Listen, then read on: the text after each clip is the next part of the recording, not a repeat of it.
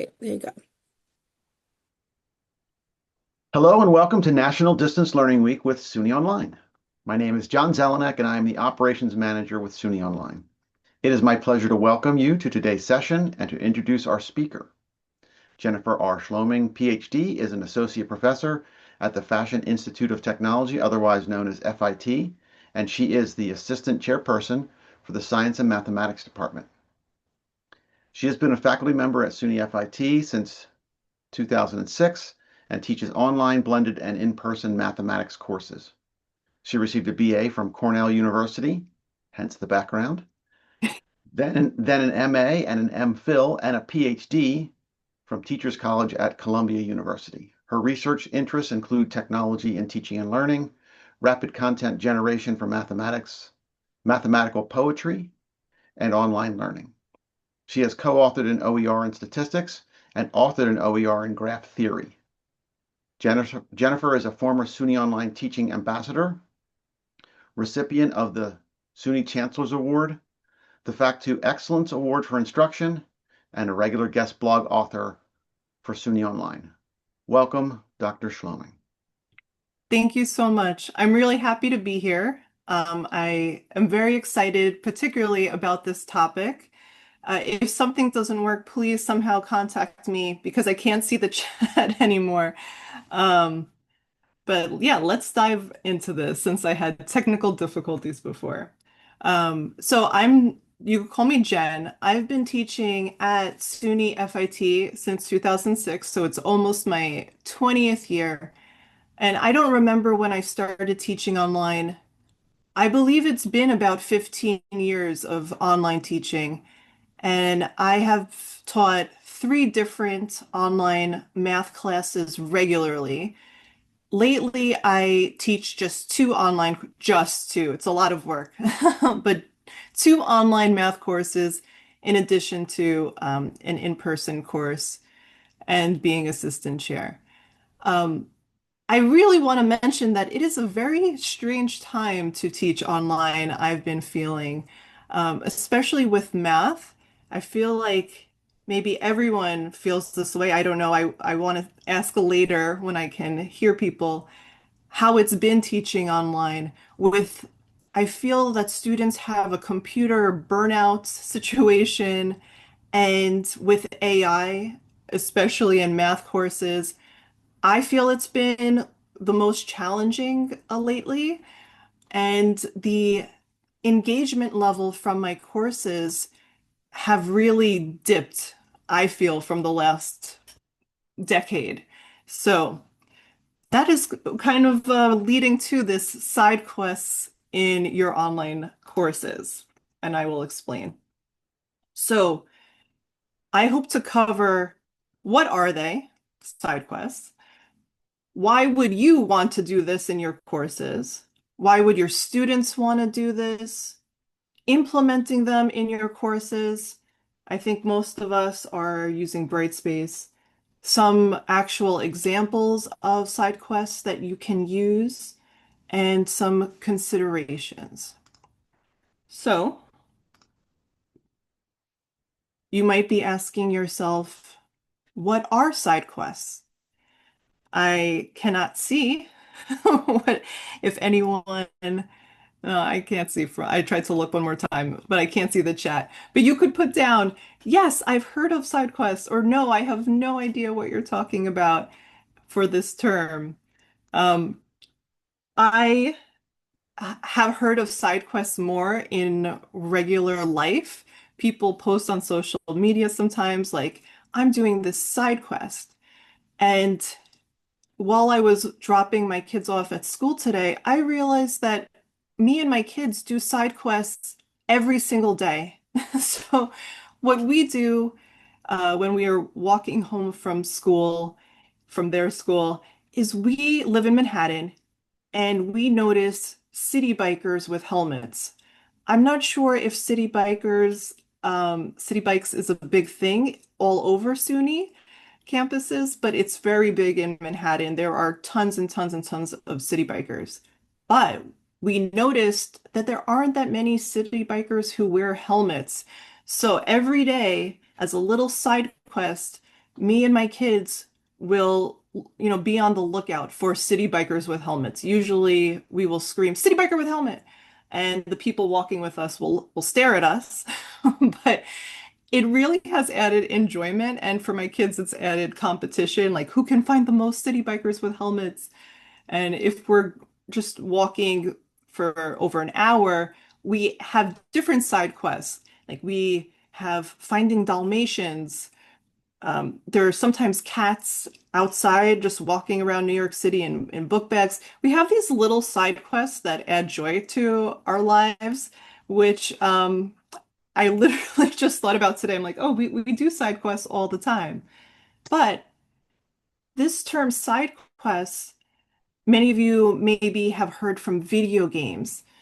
So, side quests, I have a bunch of articles linked that you can see, but side quests come from this video game idea where there's a main story in a video game, and you could just play that main story and you'll be happy. Hopefully, you'll complete the video game. But sometimes there are side quests, and in this article here, I'll just click it real quick so you can see the title. But sometimes side quests are so great that it is the highlight of the entire video game. So in this article, it talks about it. And it also said some things I wanted to mention, that it's up to the player or our students how they want to interact with science. Sometimes you just want to play the game straight through and you don't want to do side quests, and that's completely fine. That article was saying side quests are getting really wonderful, that might be the best experience of the entire video game. They could be short side quests, long, they could be completely different from the main story, and sometimes it can be even more interesting than the overall story. Now, I was thinking, do I want my side quests to be more interesting than my course? No, not really. Um, but I do want my students to enjoy it and find it interesting. And if it is the best part of the course, then wonderful. As long as they're having a good time in the class, really, that's all that matters to me. So even though it's from a video game or board games, also, you could have side quests. In terms of bringing it to our online courses, you could think some of you might do project-based learning in your courses. Side quests, to me, are project-based learning. Like students are taking the initiative to go on a little detour and do something as a project themselves on their own time, and also this gamification of your class. And I've heard the term gamification, I think for a while now. I have some gamification in my classes, but honestly, not much. I feel like the side quests is now, I'm dabbling more in gamification. So, gamification, you're really using the idea from video games in a place where you wouldn't expect games, like our online courses. Um, so here, this is links to a different article here. Gamification, it's the concept of adding elements of a game, like scoring points or earning rewards, to a regular situation to motivate participants. So to me, it means students feel like, just for a bit, they're not doing the traditional coursework. And here they can have this, you'll see a sliding scale of rewards that really are dependent on their choices. I really want to have a little bit of this, like, not whimsical, but kind of whimsical feeling that you get when you're playing a game. So that's this idea of gamification. And it can be like a little drop in your course, or you can try to make your whole course into some sort of game.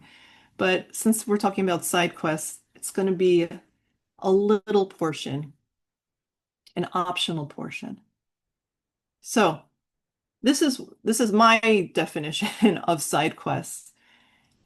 In my courses, they're optional, and I do believe they should always be optional because that's what side quests are all about. They're not the main part of the course or the game.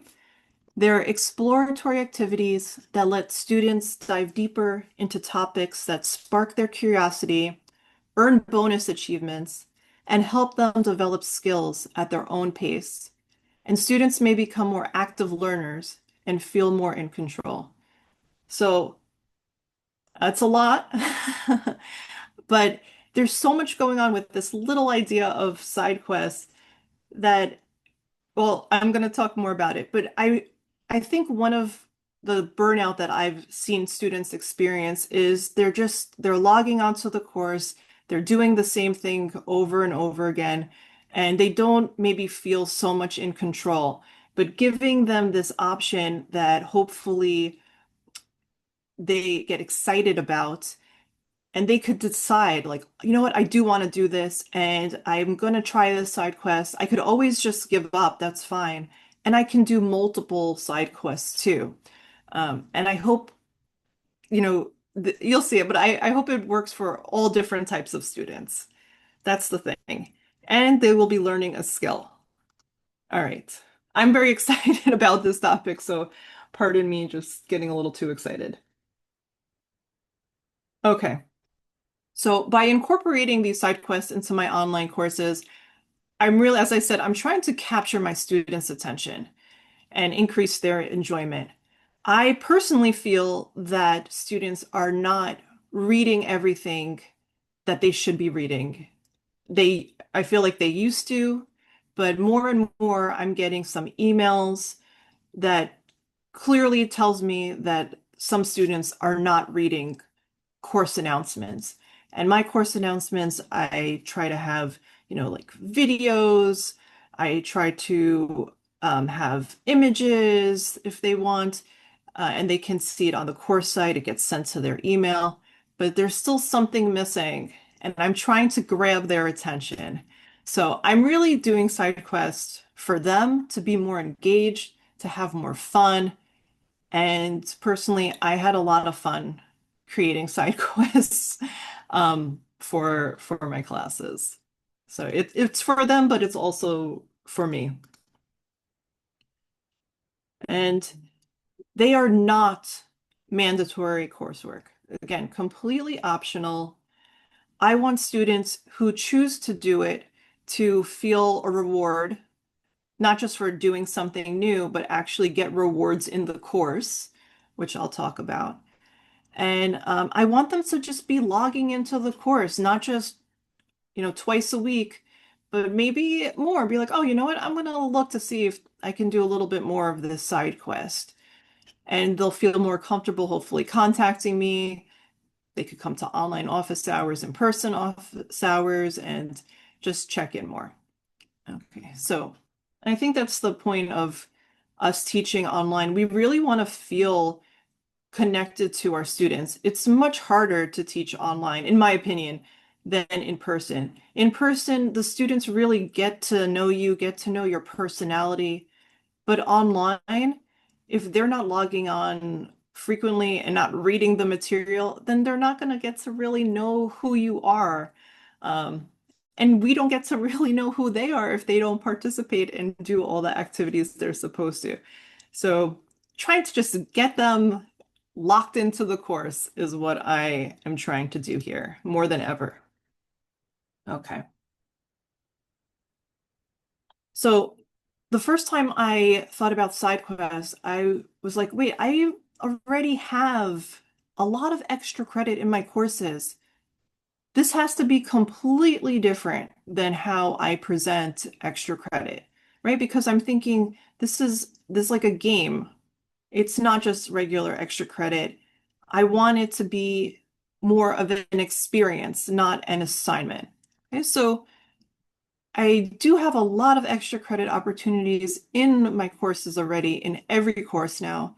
I used to not give extra credit so much, like almost 20 years ago, but more and more I'm giving extra credit due to just health issues that I see students have or other issues, I'm fine now giving extra credit. Now, the thing is, the more extra credit I give, I find the less students do, which is very interesting. I give my students a lot of chances for quick extra credit opportunities and also longer extra credit opportunities.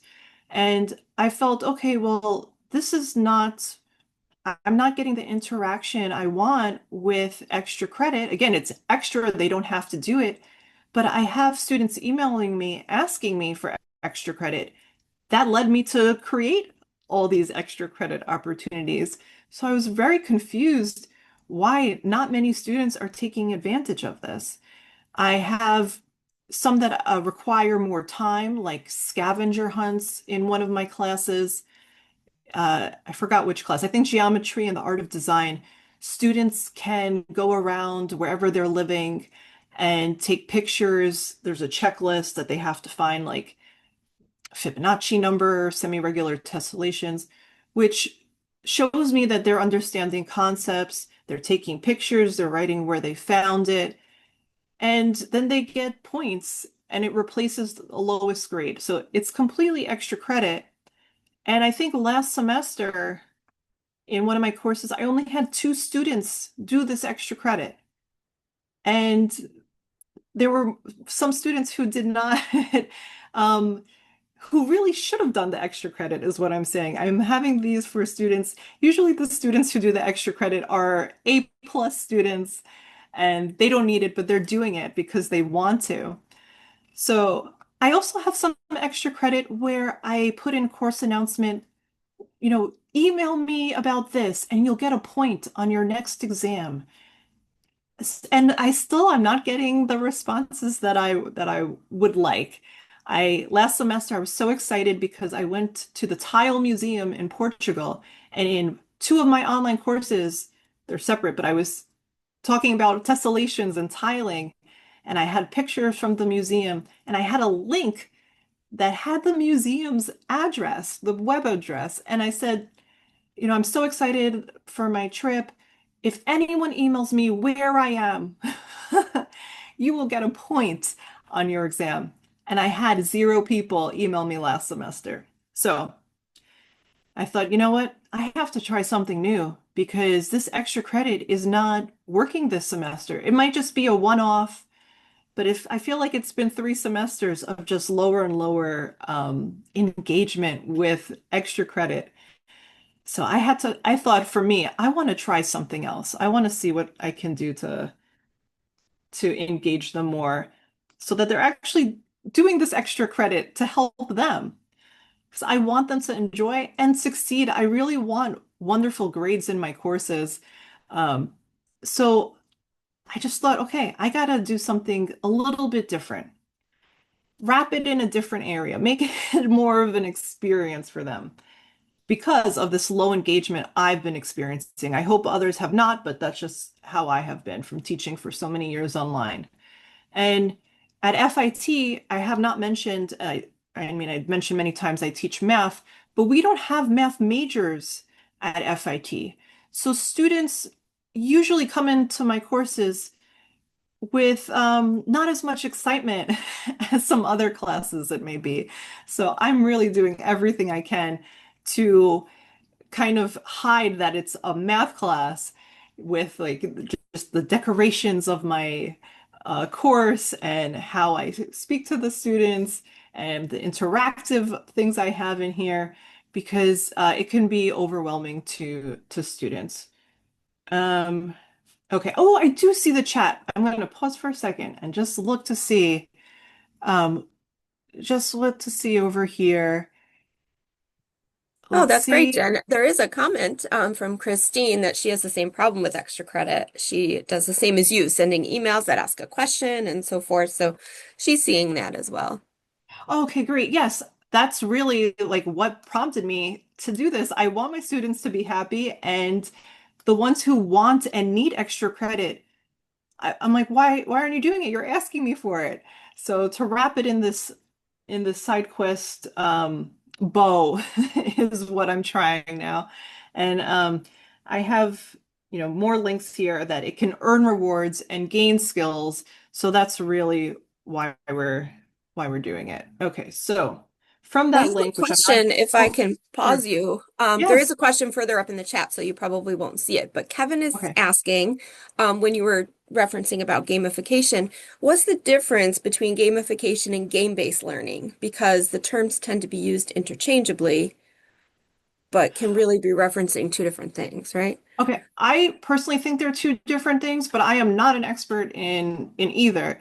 Gamification, I feel like it just takes elements from a game and puts them in your online course. Like my students aren't playing a game when they do side quests. I'm just like presenting it in a way that intrigues them that it feels like a game versus game-based learning, which I think my kids do in their they're in little in a what's it called? Preschool? No, in between middle school and preschool, primary school.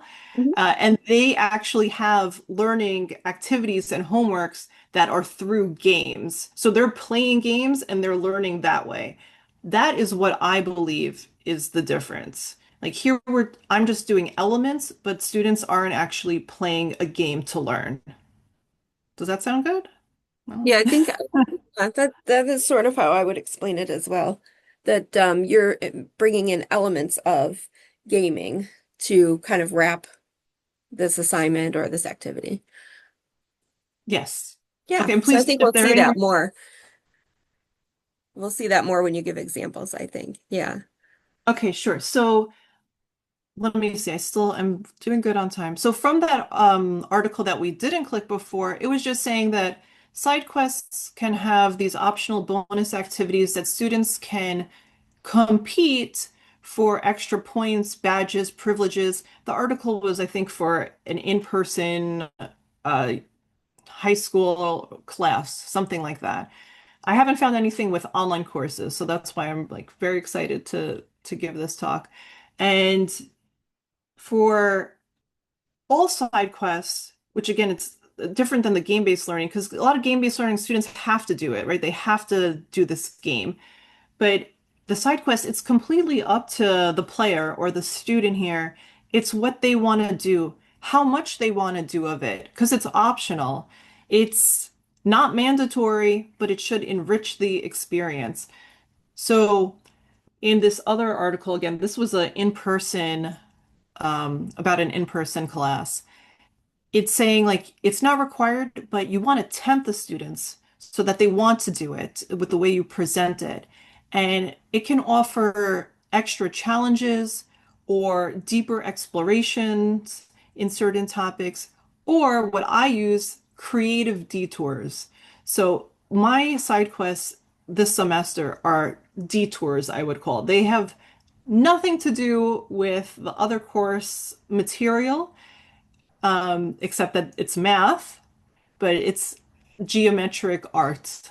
So, and in the article, it made me think about what they call the high flyers, the early finishers, who, maybe there's some students that you have in your courses that they log on the first day a unit opens and they just do everything. then they're then they have this free time, which is great. They don't have to work on the course. But I thought this is a great way also for those students who are engaging and really do their work to say, okay, well, you know what? Here's something else that you can do with your time that's related to the course. It's not just busy work, but it's going to be rewarding. Um, so yeah, the article had think bonus levels in video games. Okay, they're optional, but they're rewarding. Okay, while that loads. Okay, so with that last article, when it said the high flyers, it made me realize that it can benefit a whole bunch of different types of students that you have. I originally made extra credit in mind for students who were having difficulty in my courses, who needed a little extra. But with side quests, it's completely different.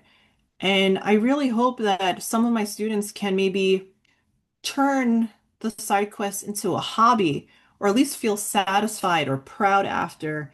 Um, it can be for curious students who just like see question marks and like, what is this? I want to try it. Um, yeah, and just I think rewards and being clear with what the rewards are for doing side quests can attract basically any student. So, so when you successfully complete a side quest, you get motivated, and there are more bonuses. The more you do, you could unlock certain bonuses, and I will talk more about that. But I want to get into implementing them. So I use Brightspace. I think everyone maybe uses Brightspace now. And I am trying to attract my students' attention with luring them to do a side quest.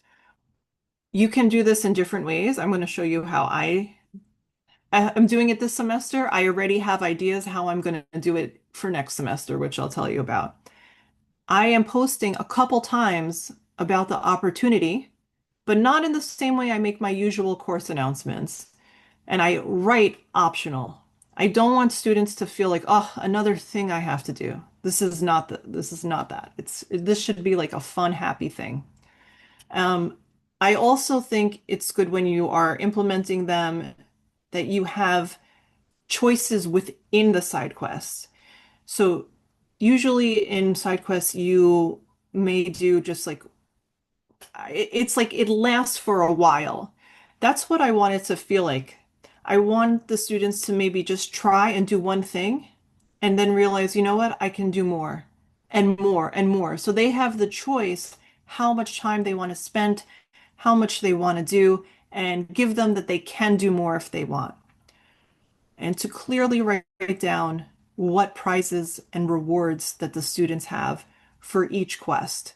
So I hope I made it very clear to my students what I expect and what rewards they will get when they complete one or more. Okay. So the first time my students see side quests this semester, because I'm going to change it, is in a course announcement post. So it's on our website and also gets sent to their email.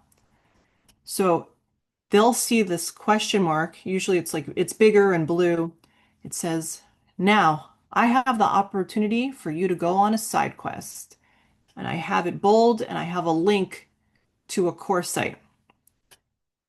And then I wrote on our course site, it's an embedded image with question marks and a magnifying glass that says, want a side quest, an optional mathematical adventure for extra credit. I also have everything posted in plain text too. As you could maybe tell from the presentation, I like little graphics. I want students to look and see, oh, are things moving? Like, what's going on? Look at this image. But that's okay if some students they don't. They just want the plain text, and I have that for them too. But what I've done is I've made websites using Adobe Express for each class's side quests because they're different. They're different rewards because my classes are structured differently. So I have uh, this semester two special web pages with side quest information. So when students click, they can do that. Since I started around maybe a few days after the midterm, I've posted about the side quest in some way or another, maybe 3 or 4 times so far, and that's it. Sometimes with a giant picture and then, a caption underneath. I also, last night, I posted PS side quest question mark with a link. Um, I'm just doing it in ways that I normally wouldn't post, like in this explicit, something is due at this time. I'm not doing that with these side quests. Okay. Oh. So I have lots of ideas for side quests that people can do in the future. I was thinking that I can do, and don't worry, I know you can't see all these. I'm going to share this later. I'm also going to make a blog post about this and have a lot of ideas written down that way. I also will give you my email address. You can email me, and I will give you a Google Doc with ideas. But it really depends what you're teaching. What's your topic? I'm sure that not many math teachers are on here. Maybe that would be great, but no matter the field, you can find side quests. And no matter the level, you can also find side quests. So when I teach, I'm teaching right now two 100 level courses. If I was teaching 200 level, like a statistics course, my side quest would be completely different. If I was teaching a 300 level, my side quest would be different. And that's fine. I think you need to see what kind of students you have and then create a side quest that works best for your students and the level that you're at. Because again, I want the level to work for everyone in your class. So some ideas that I was pretty excited about, you can have, I already do scavenger hunts, but I can see how having an online or in-person scavenger hunt can turn into a full side quest. You can create visual items depending on your student, have research topics, you can have students go on a side quest with a topic that you haven't covered in your course that you wish you have, and have them make a presentation with their voice, with their video, with their face, so you know it's them. I thought, you could even have, like, if you're teaching statistics, have them use AI and use maybe one or two different you could use like Claude or ChatGPT or Gemini to answer questions that you did in your course and make them have a spreadsheet. How did it go? Did the AI answer correctly? Yes or no? Record your findings, just so that they can see maybe that it's not always correct.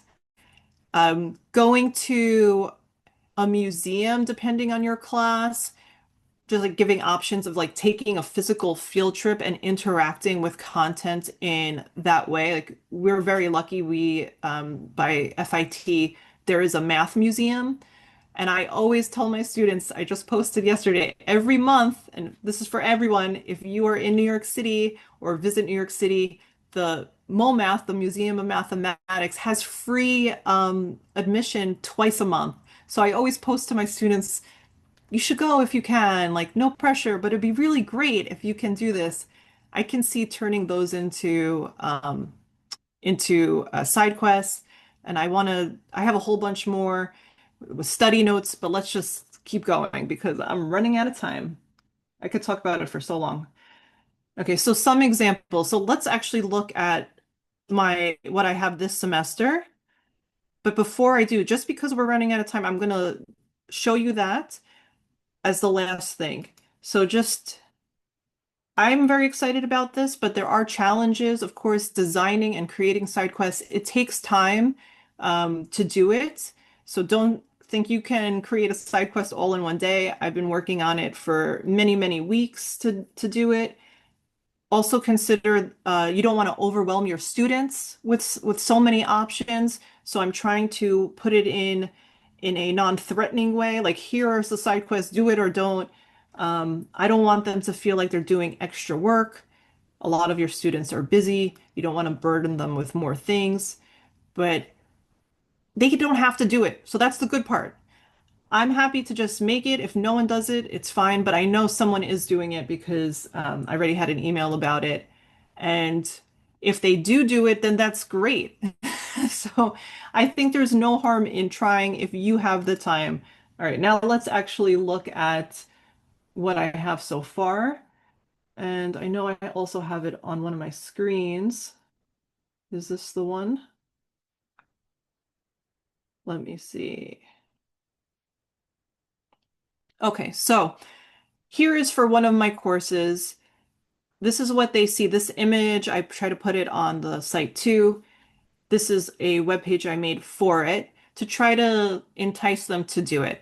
Again, they also can see this in plain text. They just have to email me and I send it that way. So I make it very clear, this is extra. It's completely optional. And in these courses, it's just to enjoy mathematics and relax. They are creating something by hand with their own hands, no AI. just a ruler, relaxation, and they need paper. I use graph paper, a ruler or any sort of straight edge, a cell phone or camera to take pictures. Okay, I'm going to go a little fast just due to time, but I try to say the same thing over very clearly so they know what's going on, that they shouldn't have questions, so many questions, because it says it right here.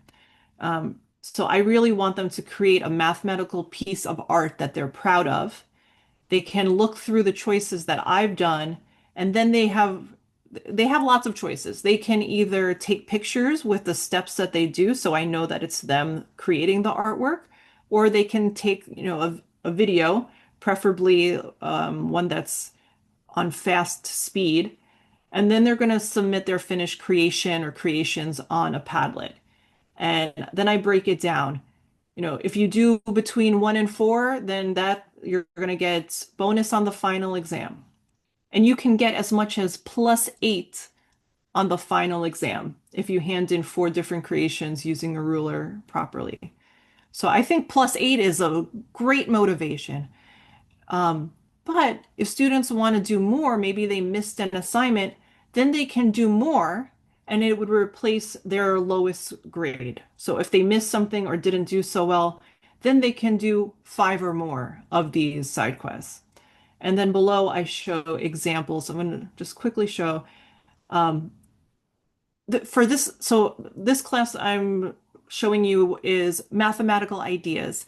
So here I thought, you know what? We're not going to be drawing in the class, but let's create some geometric art. That's a mathematical idea and it's relaxing. And I try to break it down into lots of different steps. The students don't have to. And then I also comment which ones I think are, the easiest, like the fastest if you want to just start off doing one.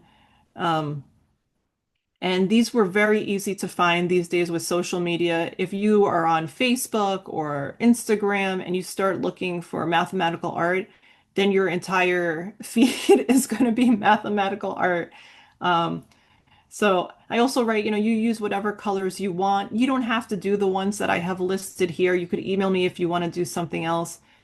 Um, but I really enjoyed doing these. I thought they were relaxing and just different to do in a math class. It just breaks apart from the usual work that they're doing and expecting. Okay, so you get the idea of what they have to do. And then I summarize how they're doing it. They're going to submit on the Padlet. And I say, if you have any questions, definitely let me know. And I hope that you enjoyed it. So that's my real example. And I just break down the points again, clearly what's going on with the side quest.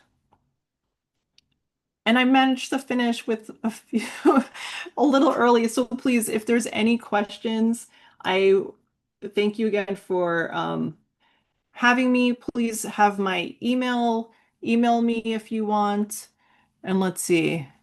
Oh, Ready Player One. I love that book. Solving the game challenge. Yes, and Ready Player One is with the Easter egg, right? Let's see. Yes. Yeah, I So haven't seen the movie though. it's it got mixed reviews. Okay. But yes, the Easter egg, I do feel like I do put Easter eggs in my course in course announcements, and that's also how I know that students are not reading course announcements as they should, because I have, did you read this? Just email me, you'll get a point. I do that sometimes too, just to check in on students. Um, any other questions? Thank you all for coming and listening to me with this new idea I'm excited about. Oh, for next semester, I already think I'm going to have a folder on Brightspace with a question mark called Side Quest. And I'm not going to mention it until after the midterm. That's my new idea for next semester. I'm going to try that way. To see, I feel like if I was a student and I saw a question mark folder, I would click it and look through. So, because this is new, I'm just have more and more ideas that I want to try out.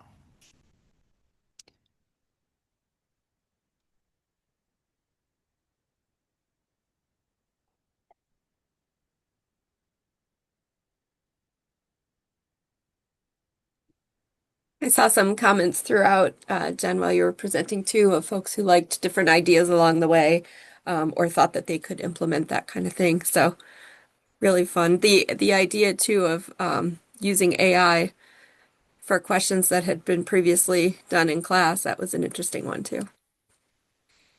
Right?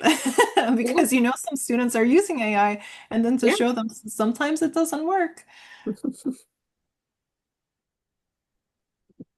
Do we have other questions for Jen? I'm happy to unmute anyone who would like to use the mic.